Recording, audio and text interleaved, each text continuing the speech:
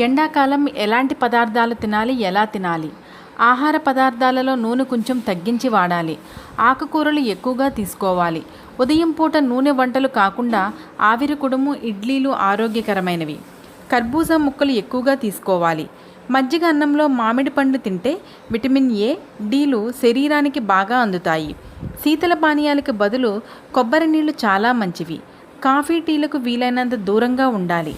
కిటికీలకు, గుమ్మాలకు వట్టివేళ్లు తెరలను తడిపి కట్టుకుంటే వేడిని ఇంట్లోకి రానియకుండా చల్లదనాన్ని ఇస్తుంది. సాధారణంగా పిల్లలు వేసవి సెలవుల్లో ఎండలోకి వెళ్ళి ఆటలాడుతూ ఉంటారు. అలా ఎండలోకి వెళ్ళనీయకుండా ఇండోర్ గేమ్స్ ఆడించాలి. పలచని మజ్జిగలో కొంచెం నిమ్మరసం, ఉప్పు వేసుకుని పలచగా కలుపుకుని పిల్లలు, పెద్దలు అందరూ తాగితే ఆరోగ్యానికి మంచిది.